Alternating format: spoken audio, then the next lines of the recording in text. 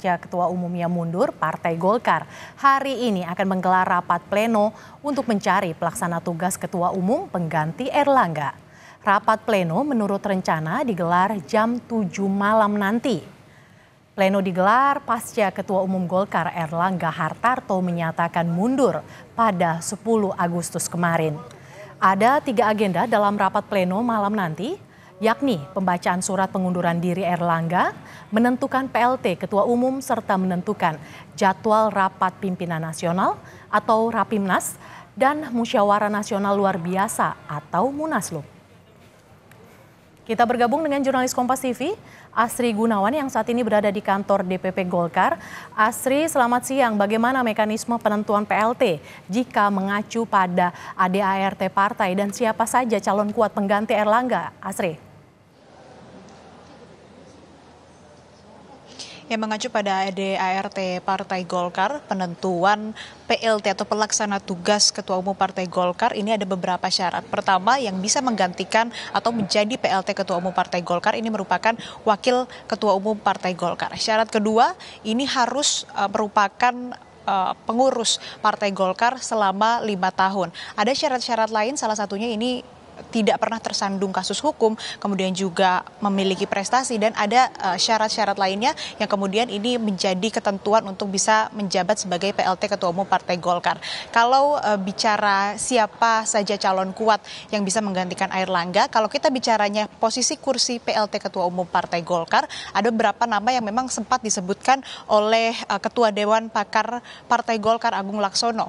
Tapi kalau kita melihat kembali kepada tadi, berdasarkan ketentuan dari ADART, ada 12 ketua umum Partai Golkar yang berpeluang menempati posisi atau menempati kursi PLT Ketua Umum Partai Golkar.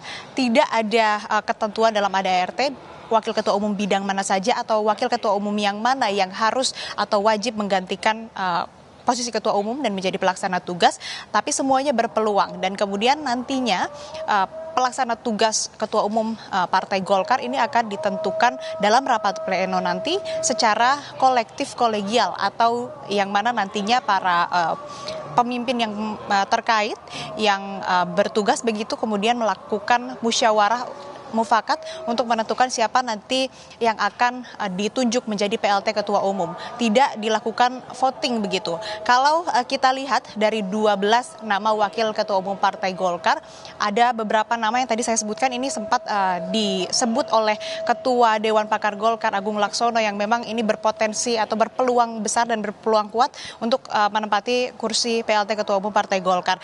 Di antaranya adalah Bambang Susatyo yang merupakan wakil Ketua Umum Madya dan saat ini juga menjabat sebagai Ketua MPR RI.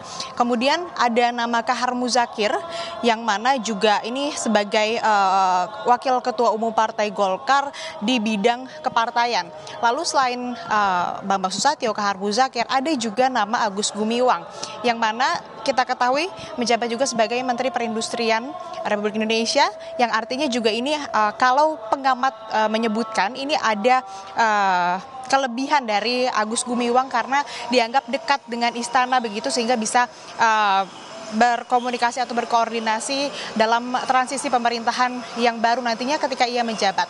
Nah, nama-nama tersebut yang disebutkan oleh Dewan Pakar Golkar yang memang berpotensi atau berpeluang kuat menjadi PLT Ketua Umum, ini tidak menutup kemungkinan justru nantinya di rapat pleno justru yang ditunjuk adalah di luar nama-nama yang dianggap memiliki peluang kuat untuk menjadi pengganti Erlangga dalam posisi sebagai pelaksana tugas begitu.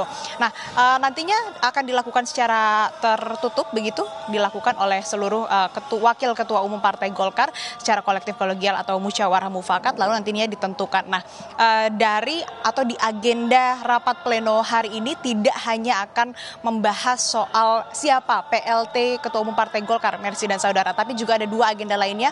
Agenda yang pertama ini akan membacakan surat pengunduran diri Ketua Umum Partai Golkar Erlangga Hartarto, sehingga nanti statusnya dapat dipastikan sudah tidak lagi menjabat sebagai ketua umum secara de jure dan juga de facto begitu. Kemudian agenda lain ini adalah penentuan jadwal Rapimnas dan juga penentuan jadwal Munaslup, di mana nantinya setelah ditentukan siapa pelaksana tugas ketua umum Partai Golkar, ia nanti akan mengemban tugas dan juga seluruh kewajiban dari ketua umum Partai Golkar untuk kemudian mengantarkan sampai ke Munaslup.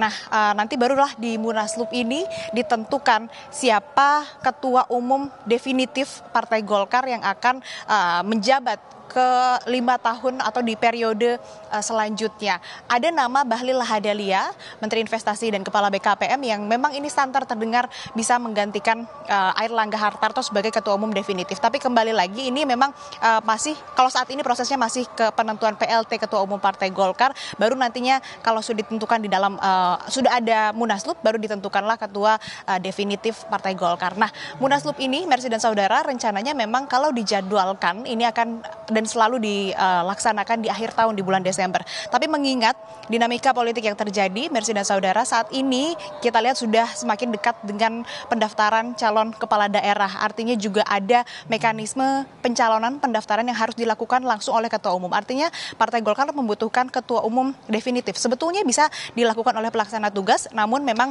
kalau kondisinya darurat tidak menutup kemungkinan Munaslup Partai Golkar ini akan dilaksanakan lebih cepat, bahkan sebelum hari pencalon atau pendaftaran kepala daerah yang akan dilakukan pada 27 Agustus mendatang. Kita nantikan, Mercy dan Saudara, bagaimana jalannya rapat pleno Partai Golkar yang akan digelar pukul 7 malam nanti. Mercy. Cari pengganti Erlangga, Golkar akan gelar rapat pleno nanti malam. Terima kasih jurnalis Kompas TV Asri Gunawan yang melaporkan langsung dari kantor DPP Partai Golkar di kawasan Selipi, Jakarta Barat.